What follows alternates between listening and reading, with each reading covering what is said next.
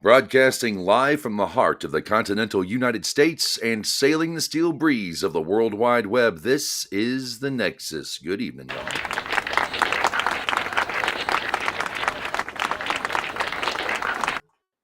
Welcome to the Nexus, Thursday night biblical hangout and chat. I'm James, aka at the Idol Smasher, and you can reach us on the Orphans of Abraham and buymeacoffee.com/the Idol Smasher if you want to help us out here. Thank you for tuning in to our weekly Baruch Hashem moment of Torah. It's a moment I get to share. I get to share with you out there in internet land. And it's not always easy to get folks in here to chat like we used to. So I'm going to go ahead and leave we'll just copy the invite link. We'll go over here to the live chat and we'll put it in for everyone to get on there if you want to join while we're live. But it's not always easy to get everybody in here. But today I want to talk about the temple. It's in this week's Parsha, Vayak'hel-Pekudei. It's a double Parsha and a lot going on. Construction. I mean, you can pretty much picture, what this was about and how it was put together. And it's really neat. And I recently, apparently, first, before we anything, condolences out there to the folks of Michigan and around the world. We've got the crazies are coming out. And I know they're crazy. But they're there, and we always have wondered about sleeper cells. I've worried about them for many, many years. What we call sleeper cells. These are people who were among a population who were there to destroy it, to pull it out from under. We already know Democrats. They're the weak link in this entire. Sorry, guys, but you guys are off your rocker. You are not your daddy's Democrats, and I'm not sure how great they were in my dad's age, but you're no good now. Nothing good comes from you. You will do no good. None, as far as the United States is concerned. You have allowed the communist revolution to rear its ugly head in our schools and our institutions, and in a lot of judges. You're not going to get it with cops so much, and not all city leaders. But as far as schools go, y'all are on it. So, I got to say touche. I wouldn't say congratulations on your victory. I would say touche because people are fighting back on that end. And the other thing we're worried about now are Iranian. Iran. Still say Iran, and sometimes I say Arab. So forgive me. I grew up in Texas, and we got funny ways of talking sometimes. But, Iranian sleeper cells here in the state and everywhere else too, where they, on command of their of the regime in Iran and the things they do, they definitely are a worrisome bunch, because all they have to do is go blow up a bus, go blow up go kill some innocent people. Well, they're not innocent. They're not like us. They're not Muslims, so we get to kill them. Yeah, I know how it is. There's no such thing. You can't. If you're not that kind of Muslim, you're a decent human being, and I appreciate your existence. Otherwise, I don't buy into any of it. It's a shame it gets this bad. But wait, what's this? I have something here. It says the latest from Iran. The regime is letting everybody know it has a massive stockpile of Ayatollah supreme leaders in the wing waiting. Okay, that's a good thing. Okay, more target practice. All right. Plenty of Ayatollahs. That's because you're going to need them. You're going to apparently this one, from what I hear, this latest one, is the third or fourth? Is it the third? It's the son of the old man that we nailed. Got his leg blown off and some other stuff. That's a start. But I hope this time we finish the job. We don't need to be over there for a long time. And a lot of people are against this. We're going to say war. It's not technically a war because we're not at war with the country of Iran. Just a small section of its population that deems itself the master race, the master culture. And their intention is to exterminate anybody who's not like them or bludgeon them until they submit. That's pretty much the way of what you might call radical Islam. And maybe that's just a way of Islam. I know there are good Muslims out there. I don't mean to trash all you guys, but the ones making the headlines, they're not making the headlines with charity, are they? You're not making the headlines with feeding the homeless or good behavior. You're famous for being complete and total jerks to the world, and the only thing that y'all want to do is kill it, gobble up the world, and crap on it. That's I think it's the Shia. Is it the Shiites? Yeah, Shiites up there. I might have made a mistake last time, but they're crazy and they need to go. We don't need them anymore. But the title of today I want to talk about is the temple, because that's what we're building in this week's Parsha. This was what we're building in the Parsha, what happens in Torah. This is what you might call a portable temple, Mishkan. It's a portable temple, houses the menorah, houses the ark. In fact, we're building the ark as well. All the implements. So why have a temple? One of my favorite shows, Steven Crowder, Louder with Crowder. Fantastic show. I've been following him for quite some time. I was there on election night. I was there when they got thrown off for no good reason. And I've been pretty much a loyal fan ever since because of that. And they say some great stuff, but they are very Christian. And they have some really stupid opinions about that which is the Bible and or Judaism. Because the temple is biblical. And apparently there's some consternation out there with the Kando Tucky crowd. Candace Owens, Tucker Carlson, the reason for this, they want to build their third temple. That's why they're doing this. Isn't that evil? That's not in our interest, is it, as Americans? No, it's not.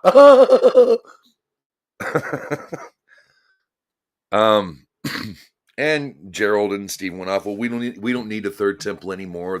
You don't need to be close. You don't need a temple to be close to God, and this, that, and the other. And there's some misunderstanding, I think, as to what the temple is and why it is. There was no need for it. It's just interesting that right after Moshe Rabbeinu, when Moses comes down the mountain with the original tablets containing the 10 Commandments, he gets indignant and shatters them, storms back up the mountain. Moses had a bit of a hothead. That's why I sympathize. Maybe that's why I like him a lot. I really do. I think I admire Avraham more in many ways, but Moshe, I don't know, man. He and I could talk. I would love if I could have tea with Moses or cocktails with Moses, as Doctor Who would say. I would love to. That would be a great opportunity if I could ever get a chance to. I know we're not supposed to talk about time travel. A lot of people don't like that in religion, but it's a fantasy. It'll never happen, but we have Torah. That's what's great about it. It's a living word. It's interesting. Right after that, we begin with the Mishkan. Right after that happens, we go right to building the Mishkan. We go right to building the temple. So what's the point? The point is the people needed something. We discussed this a while back. The people needed something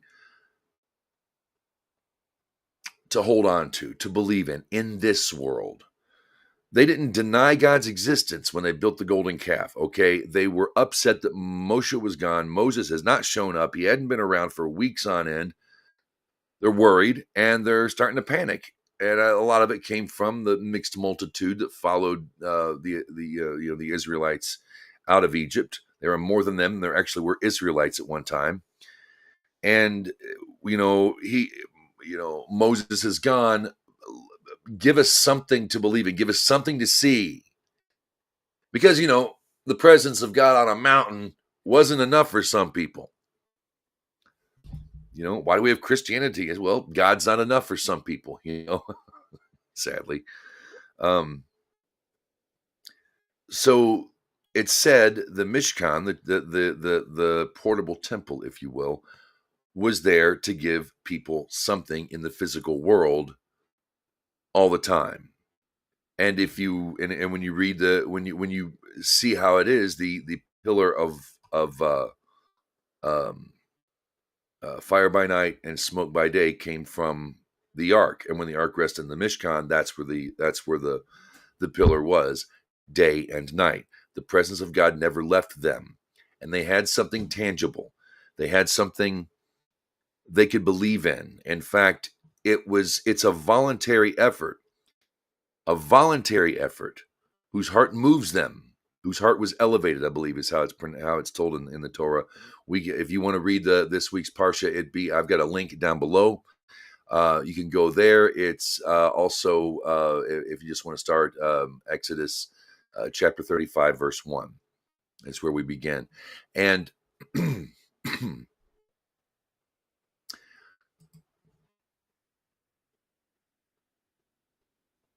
this is what people need in order to keep them from straying to something else.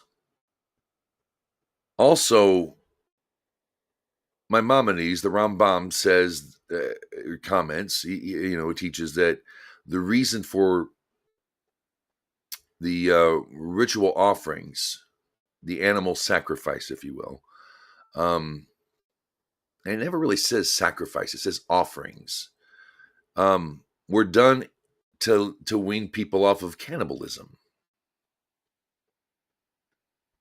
There's a great lesson in the temple itself. And it might make some folks uncomfortable because many say the third temple will be us, that we will become the temple. I'm not so sure about that. Ezekiel was pretty clear that he wasn't describing a human being. No, you do not need a temple to be close to God. You need to keep his statutes, you need to keep his commandments, and you have to genuinely talk to him. You have to, put yourself in a special place, and you have to talk to him. You can talk to him as a son does to a father, and then you can get more formal than that, because the higher your mindset is, it's one thing to talk to your father. It's another thing to talk to your king, if you will. It's very formal with a king. You approach the king with reverence. Before the Sinai event, before the Israelites, a mixed multitude, made it to Sinai, they had to, they couldn't copulate. They had to wash their clothes. They had to prepare themselves because it was a big deal to be in his presence. So you can be just as close to God on the other side of the world. The temple's not there to bring you closer to God. The temple is there to be a house for all nations. Do you understand what I'm saying? We already had the individual covenant with all living things made with Noah. We knew something new started with Abraham. And from that point on, it became about a nation of kings and priests, a nation that actually serves humanity. We don't like to think like that because we're, I'm an American, proud American. Most of the people here are Christian or raised under Christian values and thought. The idea of the Jews being chosen really stirs some negative stuff up in people. Negative because, what about me? I'm special. Well, yes, you're special. You're made in his image, no less than a Jew. Just because you're not Jewish doesn't mean you're any less of a human being. Just because you're not a Jew doesn't mean that God loves you any less or any more. But as far as your nation goes, the nations of which you belong to, that's a different story, isn't it? And so if God can deal with you on that level, but how does a nation approach God? That's the reason there is going to be a house. The temple is unnecessary. I've been hearing that from Christians. Tucker doesn't get it, but then again, Tucker doesn't read his text. Tucker was raised in a very, I guess, classically liberal household, Christian, but liberally Christian. So they were hardcore, like evangelists or evangelicals who actually read their text, pick up their Bible and read it. And to and to my friends over there at Louder with Crowder, Captain Morgan, Crowder himself, we don't, they like to poo-poo kosher. Well, who are you to tell Jews what they can and can't eat? Because God wasn't talking to you about that. Same thing comes to here. The temple is going to be built, okay? You don't go to war to build the temple. It just doesn't work. Why? Because God says so. Here's how it happens. The world knows God. They stop making war, and the Jews come home. And we're already seeing this process fold out right now. The final war, the final battle will be against the Persians, people who have historically been rather cool with the Jews. Israelites and Persians have a good history, but they're going to have to go against them. I mean, Edom is Israel's brother, and they had to go against him. They're still against him. You're still very against him, sadly. But you don't build it. And Mandis Freeman did a great video on this the other day. I got to catch it. I don't get to watch as much as I should. Of my list of rabbis I've subscribed to. But it has to be built in peacetime. The world will know war no more. Okay. The temple comes before Mashiach. So we're going to have a temple built before Messiah comes. Why? Because the Messiah himself makes a sin offering. He brings a sin offering to the temple. You can't say Jesus undid all that. Can't say Jesus undid all. Well, Jesus undid all that. Well, Jesus undid all that. Well, Jesus did this, that, Jesus that. And we're going to depend on Jesus for everything. If it's a fill in the blank, something we don't understand, we'll just throw a Jesus said that was over.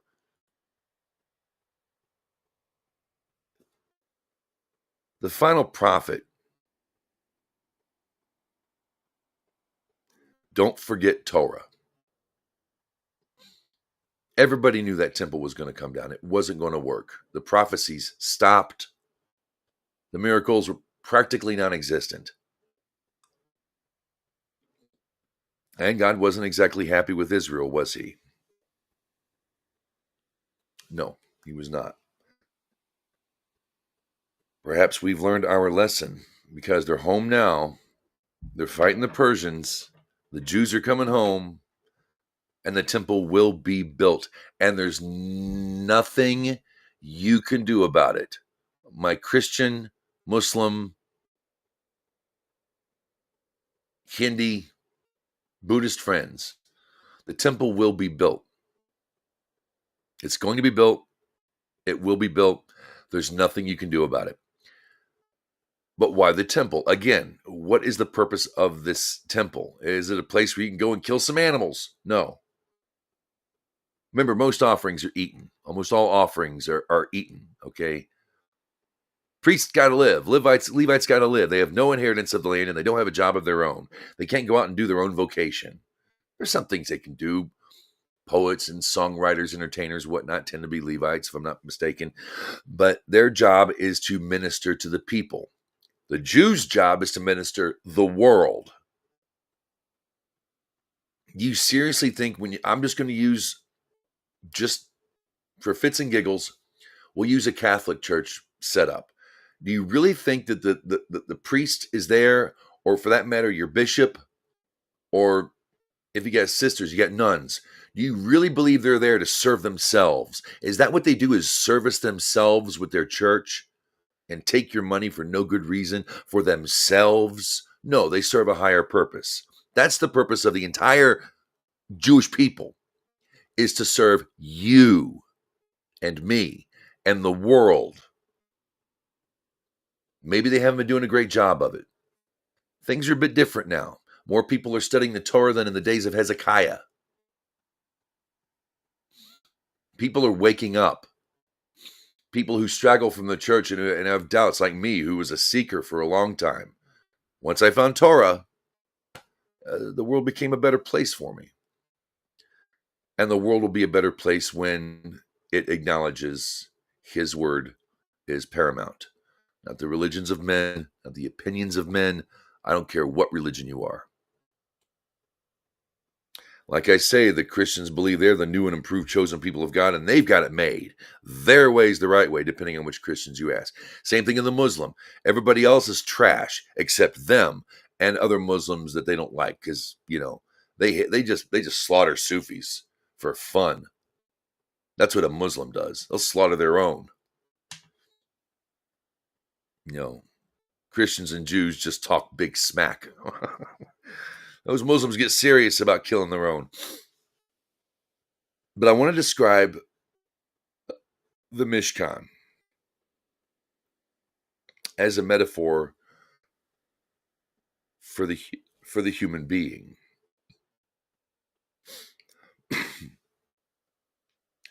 You have in the front, the far end, you've got the tabernacle, which has the menorah, and it has the Ark of the Covenant, which is where prophecy happens. And this is at one end, the head, okay? And then just outside the Holy of Holies, you have a tent. And then you have here where the altar is, where the fire is. It's about where the stomach is located.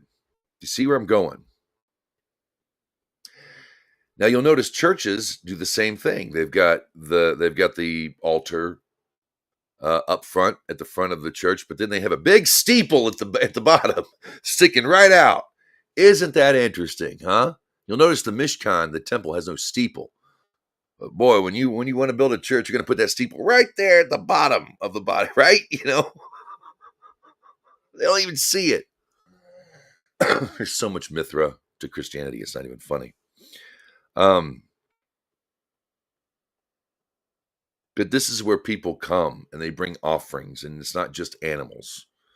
So you can say over and over and over again, nobody listens. Aaron, the high priest, the entire nation of Israel was forgiven, atoned for, their sins were atoned for with flour, a handful of flour. But these are where Torah scrolls, where Tanakh is going to be written by hand. This is where, when you bring an offering, you have to have a reason for it.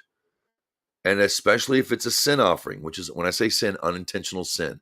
There's no such thing as forgiveness of sin via animal sacrifice or flour or wood or anything you want to bring to the temple. It's for unintentional sins. That's why you have to make an offering. You don't have to, but it's just, it might be smart. You might have done something, you have to discuss this. That's what the priests are there. They're not there to ignore you and collect your money and collect your dead animals. That's not what they're there for. They're there for you. They're there to help bring you closer to God out in the world. But every nation is going to be welcomed there, and it will belong to every nation. We have to win this war right now. I'm going to say war, it's technically, but we'll just say war. It's going to be a lot easier. The Iran war. We're not doing it like we've done other stuff. Obviously, we, when everyone compares us to Iraq. Well, Iraq, they gave us 30 days, a 30-day countdown. If they don't get their things together, we're going in 30 days. And y'all wonder why the State Department, you're wondering why the president doesn't go to Congress. You don't think Rashida Tlaib or Ilhan Omar would give a heads up to their buddies over there?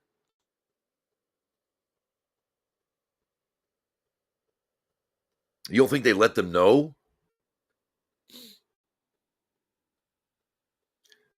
Look, these people have been an enemy of us for a long time. And no, I don't think Israel would have done it like this.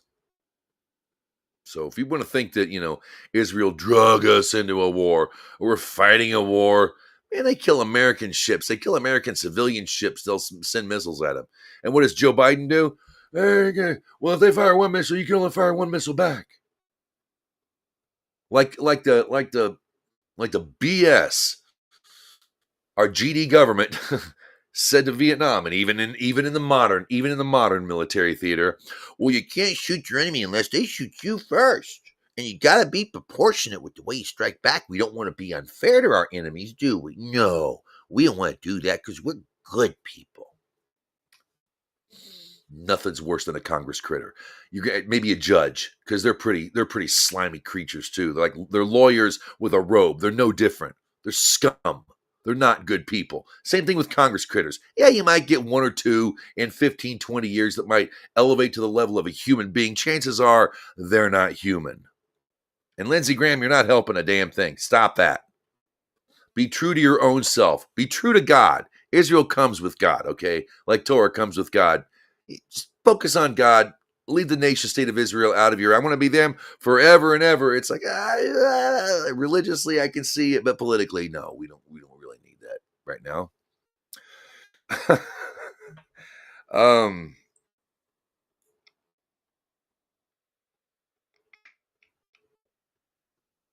Look, it had to be done this way. It had to be done this way. Most of the world is sick of war. Even the Chinese are sick of war, or they wouldn't resort to stealing our stuff. You want to know what Venezuela was? We had contracts. We had agreements. Our oil companies came down there. We're going to give them some technology and give them, trade and whatnot and set them up real nice. And then they come along with Chinese money and Iranian money, and suddenly they stole all our stuff. Not so much anymore now, is it? It's lovely how China just loves to just fund the worst scum. Now I get it. Iran's got a lot of oil, and China don't mind taking it. Neither do the Russians. I don't get why the Russians are involved, but they don't want war either. They're wussing out. No one's joining in to help Iran, are they? Nobody. Oh, you'll hear Turkey. There's another one we got to watch. Turkey. These people. Oh, we condemn the attacks. They even attacked Turkey. And Turkey's apparently NATO. Not like that means anything, but it's just interesting how nobody really wants to fight. Nobody else is out there, save North Korea. Nobody's out there that wants war. Nobody else wants to destroy the world, but a bunch of Muslims. Let's just face it. The Persian people don't want it. The Iranian people don't want to take over the world. They don't want to slaughter men, women, and children in the street for not being their flavor of Muslim. You don't hear the Saudi prince, we're going to take over the world and slaughter anybody who's not like us. Slaughter the infidel. Maybe there's something more that the Muslim could offer the world than just war and destruction and fear.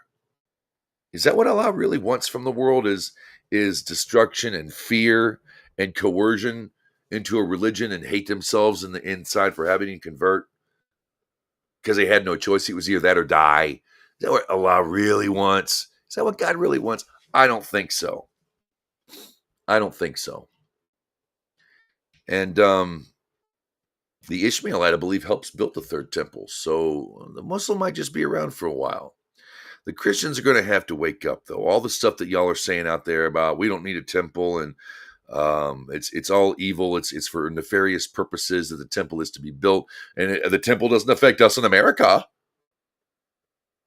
Well, I don't care what the Bible says. I have a religion. I have opinions about religion. World peace. And yeah, we'll have synagogues or churches, little areas that we gather in our local lives, but the nations of the world, those 70 primordial nations are what's going to be left of them. This will be theirs. It will be yours. And a continuous miracle, day and night, day and night, day and night, for as long as the earth endures. Constant miracles. And when Jerusalem, the Temple Mount is often called, I've heard it often called the belly button of the world, if you will. Now, when that nourishment is free flowing enough that you can see a miracle 24/7, 7 days a week, 365, the impact on the psyche of the world is going to change. We're not going to be the people we are now. War first, then peace. And we're not done with war. I frankly think the human race needs to tear its guts out. I think we need to be completely disseminated. I have absolutely no faith in mankind whatsoever. I have no faith in not even my own country. I love my country. I will fight to the death for it. I don't believe in it. I don't believe in its people. I don't believe in your religion. I don't believe in your country. I believe in nothing on the earth. Nothing on the earth is worthy of faith. Nothing.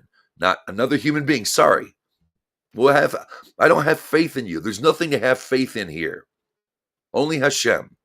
And when we can see his presence on the earth, when we know, when we can be reminded every day, we won't need to be reminded after a while. It'll just be apparent. And then the hidden sparks, yes, God is all around us. Yes, it's a matter of God is hidden in this world. Well, there's going to come a time here, and it's not going to be too much far down the road, when he won't be hiding anymore. Imagine that. Imagine that we will begin to evolve back to our place as we were in Eden. Our relationship with animals and all life will change. Our health will be better. We'll live a little longer. Disease will be a thing of the past. Have more time for science and art. And before the end of the earth, before everything goes away, we're finally going to get it. And it's coming. And I know a lot of people have a hard time believing in things like world peace. And I know people have a hard time believing in things such as the world knowing one God and knowing he's real. And like there's no need to doubt. It'll be so obvious. You won't need to believe anymore. You won't have a need for faith anymore. Because he will be present in our lives every moment. And everybody will know it. It's going to change everything. You as Christians should welcome the temple. You shouldn't try to replace the temple or degrade it or degrade its purpose or put your own creeds. It's not something to be worshipped. It's something to be built and utilized. And I don't understand the consternation. Of course, I don't understand the consternation toward Israel lately anyway, but God hardens hearts, doesn't he? God does harden hearts. Pharaoh was ready to let him go, but no, you weren't done paying for it. You're wimping out. You must endure what they endured now. Balance. Well, we have been at war since Genesis 14. We never got there in our Genesis series. We might bring it back because there's a lot more I want to talk about in there, but a lot happening in the world too that the Parsha directly pertains to. I just think it's interesting. We bring up this whole this American right. We're fighting wars for Israel. That's what's wrong. Tucker Carlson, boy, are you just like the disappointment? Major disappointment. You're not quite as quacky and kooky as Candace, but oh man, dude, you make me very sad, Mr. Carlson, because I regulared you a long time. You had wonderful writers at Fox News, and you guys did a great job. But without writers, you're kind of bunk. You're bunk, dude. No, we're not going to war for the temple. That's not. Yes, the temple will be built. Has nothing to do with this war. Nothing. War is going to end anyway. We can either fight the bad guys now or fight them later. We don't like to think of people as bad guys. Well, everyone's a child of God, and everyone deserves forgiveness and love and understanding. And why we can't murder a child rapist because that'd make us just as bad as him. It's infection. It's infection. It's infected society. What's the word?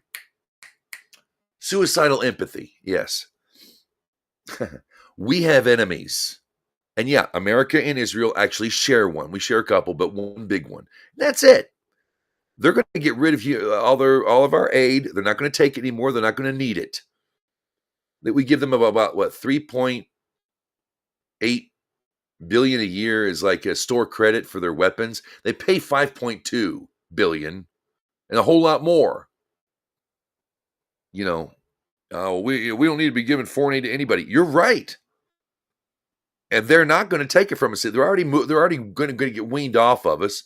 We don't need to be dictating what any other country does through money. Oh, we like doing it to each other with taxes. Oh, that's one thing. Well, we don't like it when people eat that leaf over there. We don't like it when they eat that. Well, we better tax it.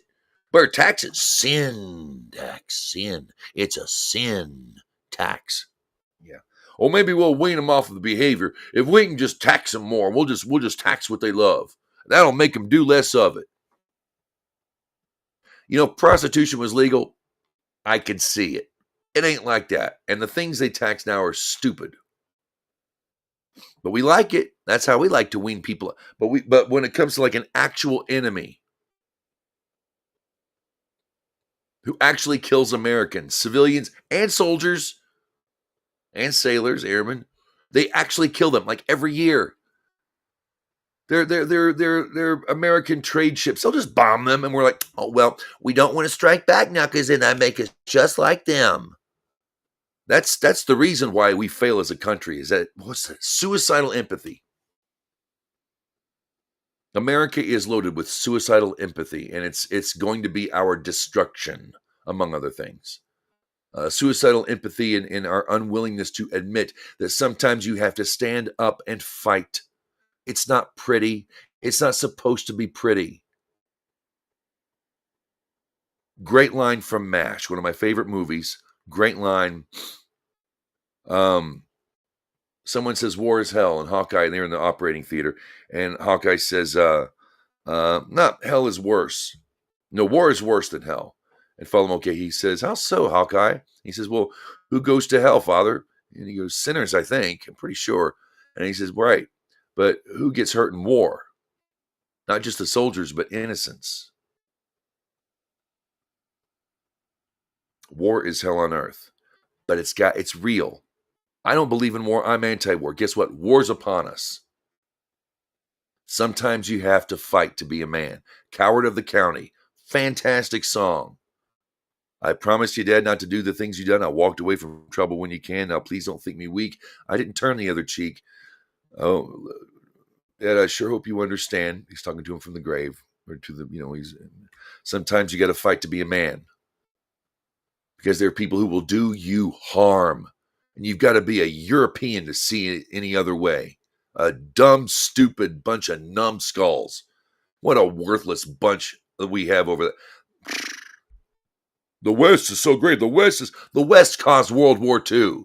Screw the West. And by the way, Europe ain't the West. Europe sucks. Everything about Europe sucks.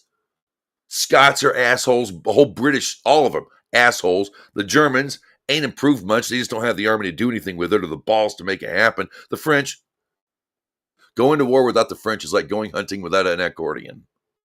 That was what General Schwarzkopf. Europe sucks. Yeah, Hungary, they're all right. They try. But what did they do in the last war? So let's just not give the West too much credit. They suck too. We aren't as bad over here, but we're getting there.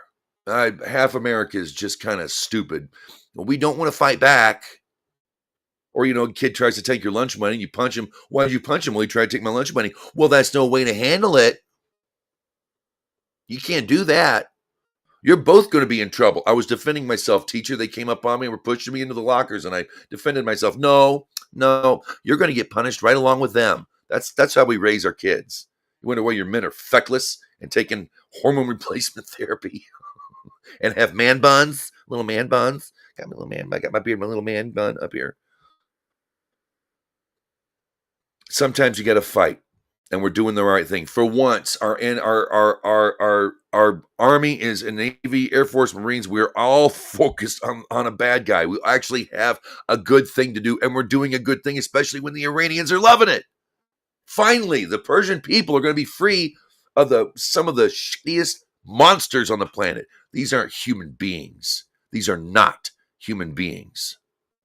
ISIS is at it again, too. There's that other bunch of dumb, devolved scum of the earth. They're allowed to breathe. We allow them to live. Why? Well, we don't want to be as bad as they are. All right. I think I'm about... Sometimes you have to fight. And no, even the Jews don't have the stomach for him. They could have killed Amalek. What did Samuel say? He's like, if you're going to kill him, you have to kill them all. Everything. Man, woman, child, animal. All of it. And they didn't have the stomach to do it then. So it's not like, it's not human nature to be like that. Well, we took pity on the animals. We took pity on the children. We didn't want to. We could take these. Hey, they make great money. There's spoils for. And Amalek survives. Not anymore. We have to do this. And you might not believe in war, folks, but war believes in you. I don't care who's listening to my voice right now. War believes in you. This world that we live in is not for paradise right now. It is, but we're not ready for that. This world that you and I live in right now is for war. It's a war that's been going on since Genesis 14. Okay? And we're just about done, finally. And final word to any Americans who are calling for us to lose, and there are some publicly doing so, and a few others in chat rooms and whatnot. Go bite a bullet. That's a horrible thing to do, is wish your country loses in a war. We're in, like Flynn, let's do it. Let's get it done. But Americans turning more European all the time, proudly, sadly. You know what also is Western, technically, when you look at it? Communism. Well, Russia and China over there, that's not really, they're in Asia.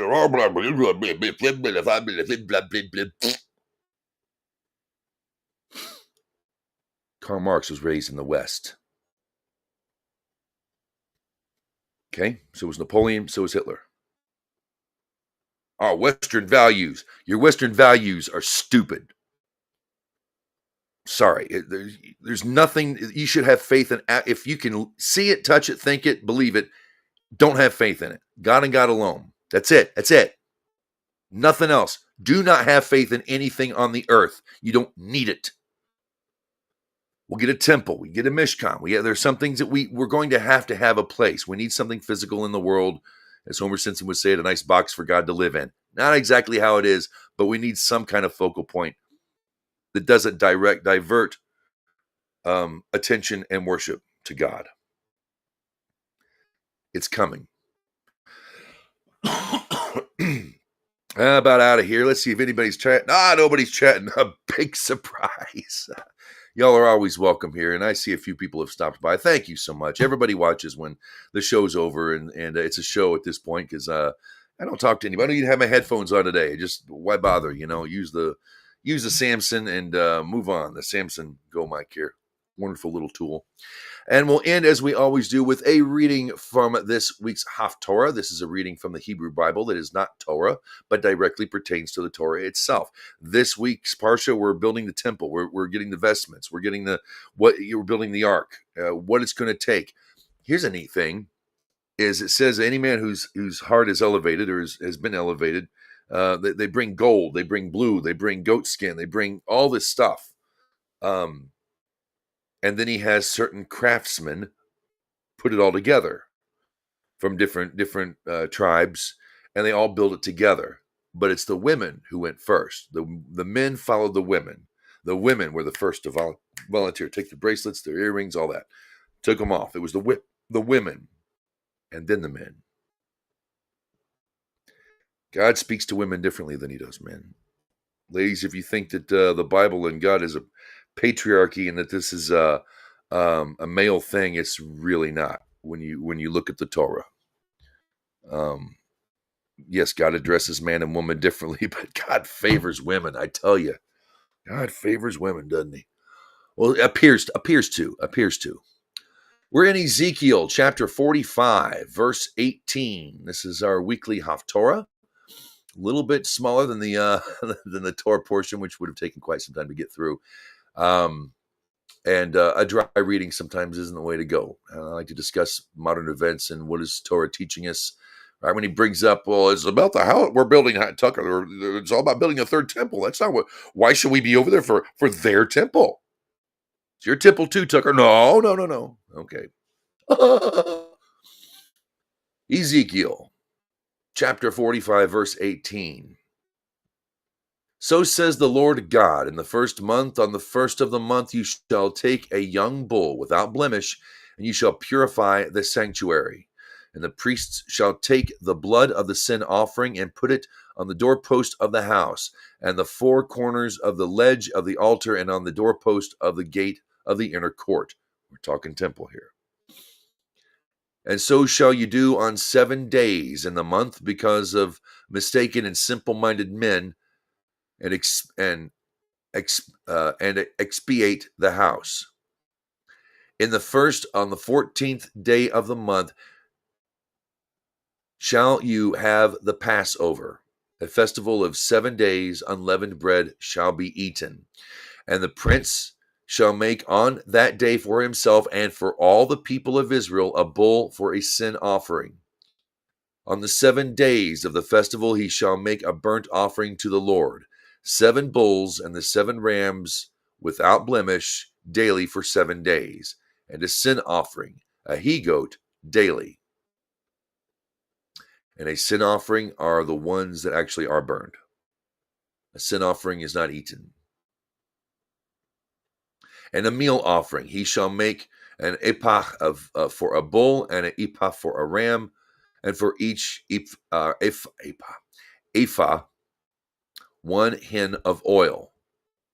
In the 7th month, on the 15th day of the month, on the festival, he shall do the same for 7 days, a similar sin offering, a similar burnt offering, a similar meal offering, and similar oil.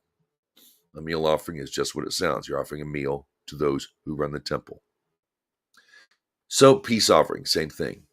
So says the Lord God, the gate of the inner court that faces toward the east shall remain closed the 6 working days, but on the Shabbat it shall be opened, and on the new moon it shall be opened.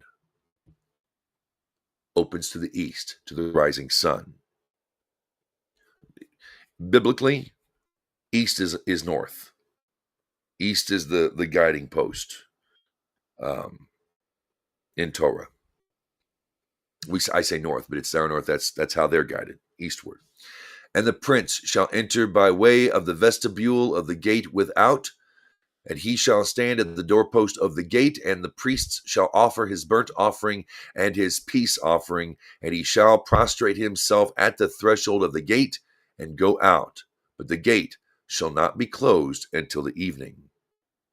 And the people of the land shall also prostrate themselves at the entrance of the gate on the Sabbaths and the new moons before the Lord. And the burnt offering which the prince offers to the Lord on the Sabbath shall be 6 lambs without blemish, and a ram without blemish. And as a meal offering, 1 ephah for the ram, and for the lambs a meal offering he is able to give, and a hin of oil to an ephah. But on the new moon, a young bull without blemish, and 6 lambs and a ram without blemish are they to be, and an ephah for the bull and an ephah for the ram. He shall bring as a meal offering for the lambs as much as he can afford, and an oil of hin to an ephah. And whenever the prince goes in, he shall go in by way of the vestibule of the gate, and by the same way shall he go out. But when the people of the land come before the Lord on the times fixed for meeting, he who enters by way of the north gate to prostrate himself shall go out by way of the south gate. And he who enters by way of the south gate shall go out by way of the north gate. He shall not return by way of the gate whereby he came in, but he shall go out by that which is opposite it. L'chaim.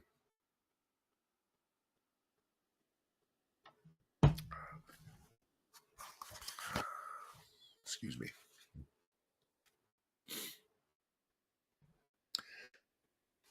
The prince also then enters among them when they go in and when they go out. They, the prince and the people together, go out.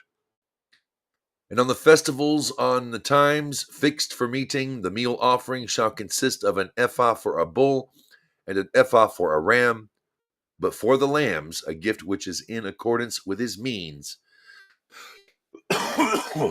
and oil, a hin to an ephah. By his means.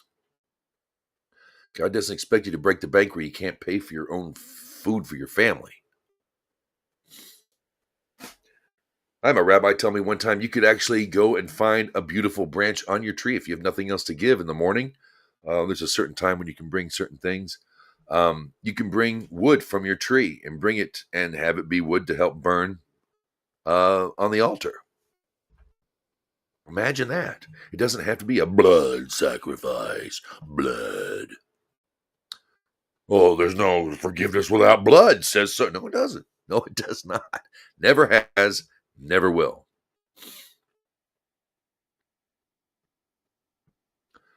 And a lamb of the first year without blemish shall you bring as a burnt offering daily to the Lord. Every morning shall you bring it. And as a meal offering you shall bring it for every morning, a sixth of an ephah and a third of a hin of oil to stir with the fine flour, a meal offering to the Lord, according to the perpetual ordinance. Perpetual ordinance. You mean this stuff never went out of style? So that's why the Jews pray the way they do. They go through the process of what it means to bring an offering to the Lord. And pretty soon they won't have to do it like that. In fact, all religions are going to change. None of them will. Even rabbinic Judaism will no longer be. That's going to go away. Okay, rabbinic Judaism was something. It's a survival tool. They replaced offerings with prayer, which is interesting because that was brought up in the New Testament too. But don't tell anybody there's actually going to be a temple built because they don't like that. Why are they special and not us? We love God. Well, yeah. You know the difference between you and a Jew? You can choose God. And that's something a Jew can't do. Thus they bring the lamb and the meal offering and the oil every morning, a continual burnt offering. Folks, I'm about to get out of here and make my way out back into the world. Thank you so much for being here. Thank you for listening. And give God some thanks today. You have many blessings, especially if you're here in America. You have many, many blessings. And what our boys are doing over there, I believe is a good thing. It's not pretty. It's not supposed to be pretty. But if there's one thing we don't need now is, okay, let's just stop.